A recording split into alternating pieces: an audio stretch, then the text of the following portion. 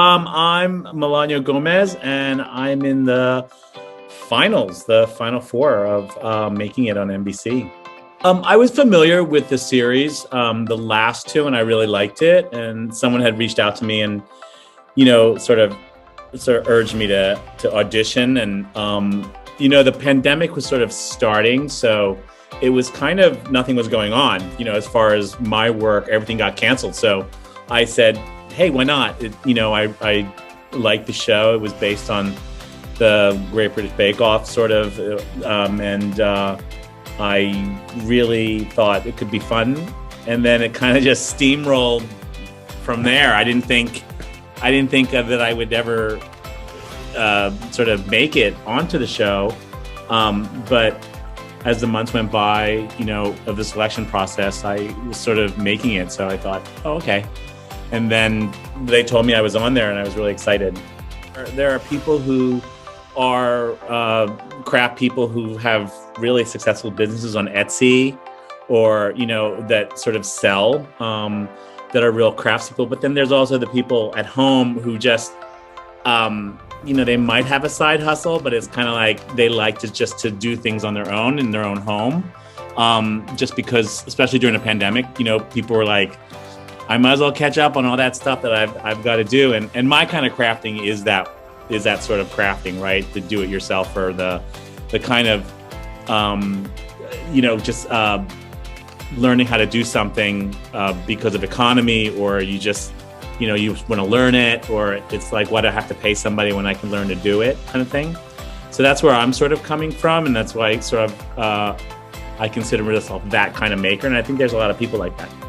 I think the takeaway for the people watching it is that we all want to inspire them. They don't have to do everything that we do, but if you can walk away and say, you know what, I think I could make that on my own, just one thing, I think that's kind of amazing. During this whole thing, I get DMs from people all the time telling me what they think of what I'm doing or the crafts. And the other day, after the last episode, I had made these beach chairs, and I got this DM from a gentleman who said, I just watched the show, and I just watched you make this beach chair, and I'm disabled, and I am a quadriplegic. And I was taken aback by it and very touched by it. And I'm in my hotel. I get the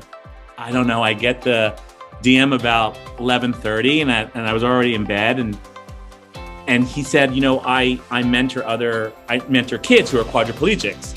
So I have never found a chair that is comfortable for me, and I've tried all those camp chairs, and I think this one could maybe work. And would you mind sharing how you made it? And so I couldn't sleep. I had to get up. I tried to, remember exactly how I made it, and I sent it to him. I sent him where to get like the used chairs and all the resources for it and the fabric. And I didn't have the measurements, and I have a chair at home that I could measure. And I said, as soon as I get home, I'm going to get these measurements to you so you can make one. And then I thought about it, and it's just like, that's sort of amazing that you could get an email like this or a message like this from somebody who just watched it. And I know now I want to make it. I just want to make it for him. So he really knows how to do it. And I think it would be great if I could just send it to him and just send him a prototype so he can base it and see if it works. And I think that's kind of cool. And I think that's what all of us maybe are hoping for in it. Things like that, and you get those messages a lot. It's really nice. That is a nice aspect to it. I hope that everyone catches the final four on NBC's Making It, and there are four really talented people, and we all can't wait to see what we come up with. It's always a big one. If you watch the last season, it's a mega. It always is. So it should be really fun.